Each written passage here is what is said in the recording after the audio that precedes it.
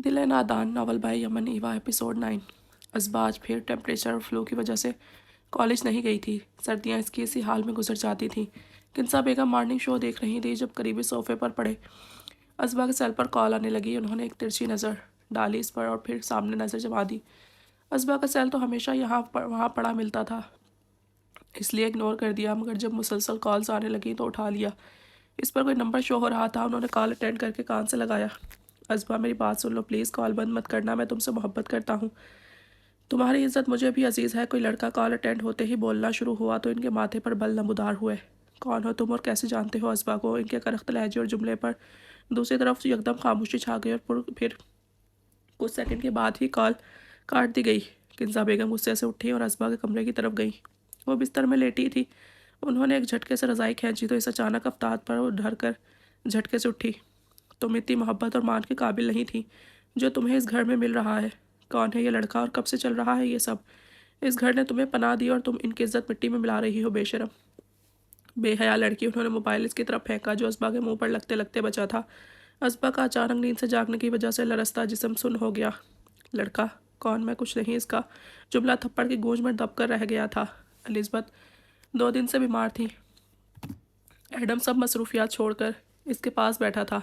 Mummy, we should go for checkup please, you are not fine. माँ, हमें checkup के लिए जाना चाहिए, आप ठीक नहीं है।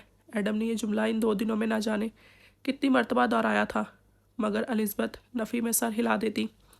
I am fine Adam, I am just tired, one rest. मैं ठीक हूँ एडम, मैं बस थकी हुई हूँ, आराम करना चाहती हूँ। और एडम इस जुमले का मतलब सोचता रह गया। वो किस काम से थक गई? वो कैसा आराम करना चाह रही हैं? एलिज़ाबेथ की ज़िंदगी तो बहुत आरामदेह थी, तो इसे किस बात की थकन थी? Adam, we are fine alone, we don't need anyone, I am right? Adam, हम अकेले ठीक हैं, हमें किसी की ज़रूरत नहीं। मैं सही कह रही हूँ ना? रात को जर्द रंगत और खुश्क होंठ लिए एलिज़ाबेथ ने अचानक कहा तो एडम समझ गया वो इसके बाप की बात कर रही हैं। Are you sure mummy? You are always heart broken, still you okay? क्या आपको यकीन है मम्मी आप हमेशा शिकस्ता दिल रही हैं फिर भी आप ठीक है? एडम हमेशा इनकी बात से अग्री करता था, मगर आज सवाल कर बैठा। वो जानता था एलिज़ाबेथ और वो अब तक एक दूसरे को बस धोखा देते आए थे कि वो ठीक है। एलिज़ाबेथ कहती थी इसे किसी की ज़रूरत नहीं, मगर इसे एडम की बाप की हमेशा से ज़रूरत रही थी। इसके बाद एलिज़ाबेथ की लाइफ में कोई मर्द नहीं आया था। Adam, do you know Bella is your fiance? Adam, क्या तुम जानते हो बेला तुम्हारी मंगेतर है? एडम को सोच में डूबा देखकर एलिज़ाबेथ ने बात बदल दी तो वो भी चौंका। बैन मम्मी, बेला? वो परेशानी से बोला। कब से मम्मी? बेला, इसकी बेला से कभी दोस्ती नहीं रही थी।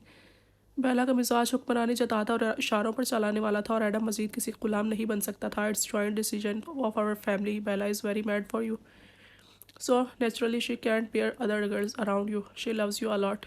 ये हमारी फैमिली का मुश्तरका फ़ैसला है। बेला तुम्हारे लिए बहुत जुनूनी है, तो नेचुरली वो तुम्हारे गिर्द दूसरी लड़कियां बर्दाश्त नहीं कर सकती। वो तुमसे मोहब्बत करती है, एलिज़ाबेथ ने प्यार से इसे समझाया। एडम के लब बीच गए। न जाने क्यों लोग मोहब्बत की तमन्ना करते हैं, इसे तो हर मोहब्बत बोझ लगती थी। मोहब्बत सुकून कब देती है? मोहब्बत आज़ार है, अजाब और रोग है। Mummy, my life is too dark and Bella is just another darkest part of my life. Mummy, मेरी ज़िंदगी बहुत तारीख है और बेला मेरी ज़िंदगी का एक और तारीख तरीन हिस्सा है। एडम ने संजीदगी से कहा तो एलिज़ाबेथ इसका चेहरा देखती रह गई। Don't hang out with Sophie then, Sophie के साथ मत घूमो फिरो। एलिज़ाबेथ के सर्द जुमले ने एडम को तकलीफ दी थी। I want Sophie to be my light, I need someone to bright my life. मैं चाहता हूँ सोफ़ी मेरी रोशनी बने, मुझे किसी की ज़रूरत है जो मेरी ज़िंदगी को रोशन कर दे। एडम ने माँ को मनाना चाहा था। इसके लहजे में बोलती महरूमियों पर एलिज़ाबेथ सिसकी थी। Adam, Sophie is not one who is loyal, you are just her need, her golden card. Adam, Sophie एक वफादार नहीं, तुम बस इसकी ज़रूरत हो, इसका सुनहरी पत्ता। एलिज़ाबेथ को शिद्दत से एहसास हुआ एडम की खाली ज़िंदगी का। काश वो इसके लिए कुछ कर सकती। एडम खामोश रहा। इसे पता था इसकी फैमिली को सोफ़ी या हर गरीब इसी तरह नापसंद था, मगर वो जानता था सोफ़ी ने इससे वो सब नहीं मांगा था जो वो दे रहा था, और वक्त साबित कर देगा तो सब मान जाएंगे। एडम, किसी को अपना इस्तेहसाल मत करने देना, तुम्हारे पास वो सब है जो किसी भी इंसान की ख्वाहिश हो सकता है। एडम को किसी मतलब परस्त दोस्त के बजाय अकेले रह लेना। एलिज़ाबेथ ने इस रात जितना समझाया इस सब का यही खुलासा था। एडम खामोश रहा। वो जानता था इसे चाहने वालों की वो मोहब्बत नहीं ज़रूरत है, मगर वो अकेला भी नहीं रहना चाहता था। इसने एलिज़ाबेथ की बात सुनकर सर हिला दिया। वो नसीहत जो इसने एडम को की थी वो आखिरी नसीहत थी, और वो आंसू जो इसने एडम की फ़िक्र में बहाए थे الزبتھ کے سرد چہرے پر ان کے نشان باقی رہ گئے تھے، مگر الزبتھ باقی نہیں رہی تھی۔ وہ رات الزبتھ کی زندگی کی آخری رات تھی۔ ایڈم کا وجود برف کا مجسمہ بن گیا تھا۔ آئینہ، تمہاری فیملی میں فادر کے علاوہ کوئی مرد نہیں، میں بھی باہر ہی تھا، اب اسے کہہ دیا ہوتا۔ اب گھر پہنچا ہوں، کہو تو آ جاؤ۔ ریماب نے سنا کہ وہ خود میڈیسن لینے گئی ہوئی ہے تو پوچھ دیا۔ نہیں، اب تو بس لے لی، اب گھر جا رہی ہوں۔ اور میرا ایک ہی بھائی ہے جو آؤٹ آف کنٹری ہوتا ہے، وہ آتا ہی نہیں۔ آئینہ کے بتانے پر وہ مسکرایا۔ اس کو بلاؤ اور شادی کی زنجیر میں باندھو، پھر نہیں جائے گا۔ ریماب نے شرارت سے مشورہ دیا اور گاڑی گھر کے گراج میں پارک کی۔ اسے کسی سیمینار کے لیے کراچی جانا تھا، اس لیے ہاسپٹل کا راؤنڈ کر کے آیا تھا۔ آئینہ کو بائے بول کر گھر میں آیا تو سامنے کوئی نہ تھا۔ اپنے کمرے میں جاتے ہوئے اسبا کے کمرے کے آگے سے گزر رہا تھا تو ٹھٹک کر رکا۔ کنزا بیگم اسبا کو بری طرح مار رہی تھی۔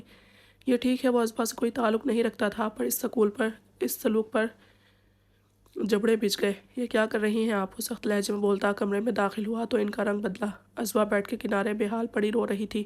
ریماب کو دل میں تکلیف محسوس ہوئی، یہ بگڑ گئی ہے۔ اسجد بہت پیار کرتے ہیں، اس لیے اس کی ایج ایسی ہے، سختی کرنی پڑتی ہے۔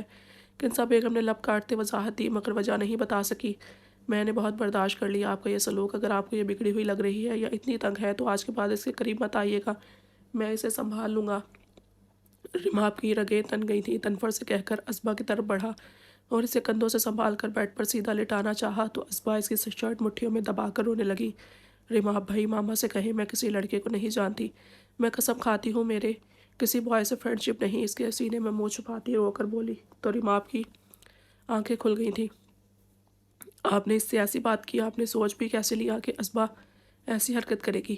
جائیے یہاں سے، آج کے بعد آپ کا اس سے کوئی لینا دینا نہیں ہے۔ آپ میری ماں بن کر آئی تھی نا، اس طرح سنبھالا جاتا ہے اولاد کو۔ ریماب کے سخت جملوں پر کنزا بیگم کی آنکھیں بھر آئیں۔ وہ ایک نظر روتی ہوئی اسبا پر ڈال کر وہاں سے چلی گئی تھی۔ اسے ریماب نے اپنی پناہ میں لے لیا۔ اب تو اسبا کو کسی کی ضرورت نہیں رہے گی۔ ہائے دارام سر، یہ فائل جو آپ نے کہی تھی یہ ریڈی ہے، اس میں جو مسٹیکس تھی سیٹ کر لی میں نے۔ آپ اپنے کچھ آئیڈیاز بھی یہاں ایڈ کر دیے ہیں۔ لائلہ نے فائل لا کر دارام کو دی تو وہ چونکا۔ وہ واقعی ذہین تھی، دیے گئے وقت سے پہلے ہی کام کر لیا تھا۔ امپریسو، گڈ ورک مس لائلہ۔ فائل دیکھتے ہوئے دارام مسکرایا، اور لائلہ اس کا دل ہی تو جیتنا چاہتی تھی۔ اسے سمجھ آ گئی تھی دارام جیسا انسان حسن و ادا سے پھسلنے والا نہیں تھا۔ اچھے کام سے وہ خوش ہو رہا تھا اور پہلی بار لائلہ کو مسکرا کر دیکھا۔ دارام پوری توجہ سے فائل کی تفصیل چیک کر رہا تھا۔ لائلہ نے ایک بھرپور گہری نظر اس کے دلکش چہرے پر ڈالی۔ کیا آپ کو میرے آئیڈیاز پسند آئے؟ اس کے لہجے میں فتح کر لینے جیسا غرور تھا۔ Of course I like it, no doubt you are very hard work. دارام نے صاف گوئی سے کہتے ہوئے اس کی تعریف کی۔ یہ سچ تھا کہ ہانی کام کو ایسا سیریس نہیں لے رہی تھی، مگر لائلہ بہت محنت کر رہی تھی۔ پھر آج میرے ورک پر مجھے ڈنر کروائیے سر۔ لائلہ کی فرمائش پر اس نے کچھ سوچ کر حامی بھر لی۔ ہانیہ سے بھی کہہ دے، میں فری ہو کر لے جاؤں گا۔ دارام نے ہانیہ کا بھی نام لیا تو لائلہ نے برے دل سے اوکے کہا اور چل پڑی۔ اس دن ڈنر کرواتے دارام کی نرم گوئی اور دھیمی مسکان نے لائلہ کا دل مکمل اپنی لپیٹ میں لے لیا تھا۔ ہانی اسے ویلیو دے رہی تھی۔ اس نے سوچ دیا کہ ہانی کو کسی ایسی لالچ میں قید کر لے کہ وہ لائلہ کو دارام کی زندگی میں لانے کے لیے دل و جان سے اس کا ساتھ دے۔ اتنا تو وہ جان گئی تھی دارام فیملی کو بہت امپورٹنس دیتا ہے۔ اس دن دارام کو بھی وہ سلجھی ہوئی اور سمجھدار لڑکی لگ رہی تھی، جو ڈنر کے دوران بھی ہلکی پھلکی باتیں کرتی، کبھی کبھی آفس ورک کو بھی ڈسکس کر رہی تھی۔ اس نے فضول اداؤں اور مغرور باتوں سے پرہیز کیا تھا۔ بھائی، لائلہ اچھی لڑکی ہے نا؟ اجوا اور لائلہ میں لائلہ ہی آپ کے لیے بہترین چوائس ہے۔ وہ گھر کے ساتھ بزنس بھی سنبھالنے میں ہیلپ فل ہوگی۔ ہانیہ نے گھر واپس جاتے ہوئے دارام کو کہا تو وہ بس سر ہلانے لگا۔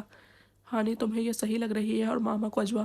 بہتر ہوگا آپس میں ڈسکس کر کے ڈیسائیڈ کرو، مگر لائلہ سے میرے بارے میں ایسی باتیں وقت سے پہلے ڈسکس مت کرنا۔ دارام نے اسے سمجھایا، مگر ہانی دارام کے کچھ راضی ہونے پر خوشی سے پاگل ہو رہی تھی۔ لائلہ کو وہ اگلے ہی دن اپنی برین واشنگ پر پرفارمنس کا رزلٹ بتانے والی تھی۔ یار اجوا، تمہارے کزن کی میرے دادا اتنی تعریف کرتے رہتے ہیں کہ حد نہیں۔ اتنی سی عمر میں اتنا کامیاب ڈاکٹر ہے، اتنا سلجھاوا نرم گو، اس کے ہاتھوں میں شفا ہے۔ فائزہ کی ہر دن ایک کی تقریر پر اجوا نے تیکھی نظر اس پر ڈالی۔ گھورو مت بھائی، مجھے یاد ہے وہ تمہارے فیوچر ہسبینڈ ہیں، فائزہ نے ہنس کر اس سے کہا۔ اجوا اپنی بہت پہلے کہی بیتو کی بات پر شرمندہ ہوئی۔ کوئی رشتہ نہیں ان سے میرا، اتنی اکڑ ہے اس بندے میں کہ حد نہیں۔ میں تو یوں ہی بکواس کرتی تھی، بڑوں کے درمیان بات چل رہی تھی مگر وہ انکار کر چکے۔ اجوا نے دانت کچکچاتے ہوئے اسے تفصیل دی۔ پچھلے ہی دنوں تو بھابھی اور ماما کی باتیں سن کر اسے پتہ چلا تھا کہ وہ پہلی مرتبہ ہی پوچھنے پر انکار کر چکا تھا۔ اوہ، یہ تو برا ہوا، وہ اتنا ہینڈسم جو ہے اس کی چوائس بھی ہائی ہوگی۔ تم اداس مت ہو یار، میرے پاس ایک حل ہے۔ फ़ाइज़ा की हमदर्दी की अजवा को कोई ज़रूरत ना थी, मगर हल की बात पर वो चौंकी। क्या हल? मुझे ज़रूरत तो नहीं, मगर तुम बताओ। मगर फिर भी अजवा की पूरी से भी ज़्यादा तवज्जो इसकी बात पर थी। मेरी आंटी एक बहुत पहुंचे हुए बाबा को जानती हैं इनके तावीज़ से। फ़ाइज़ा की बात पर अजवा ने इसे घूरा। बाबा जी के पास गई तो मेरे घर वालों ने पहली फुर्सत में मेरा कत्ल करके हाथ झाड़ लेने हैं, और वो मेरे कज़न ने तो खुशी से फातिहा पढ़नी है। अजवा ने इसकी बात पूरी होने से पहले ही इसे टोक दिया और सर झटका। बात सुनो पागल, तुम्हें जाने की ज़रूरत नहीं, मैंने जाना है। अपने लिए तुम्हारा काम भी करती आऊँगी। वो एक्चुअली मैं भी आंटी के छोटे देवर को पसंद करती हूँ। तो फ़ाइज़ा ने शर्मा कर बताया, और अजवा की बला से वो जिसे भी पसंद करे। इसका दिमाग तो पहले ही बात पर अटक गया था। फ़ाइज़ा, आज से पहले मुझे कभी अंदाज़ा नहीं हुआ था तुम मेरी इतनी जिगरी और दिली दोस्त हो। मतलब हद कर दी वफ़ा की और एहसास की। तुम्हारी इस मोहब्बत पर मेरा दिल फटने वाला हो रहा है। अजवा ने इसे गले लगाकर जज्बाती लहजे में बोलते इतनी शिद्दत से भींचा कि इसकी सांस अटकने लगी। मेरी गर्दन छोड़ो अजवा, फ़ाइज़ा तड़प कर चीखी। तो इसने गिरफ्त ढीली की। मोहब्बत पर तराने बाद में पढ़ लेना, क्लास का टाइम हो गया है। फ़ाइज़ा ने सांस बहाल करते हुए कहा तो वो भी सर हिला गई।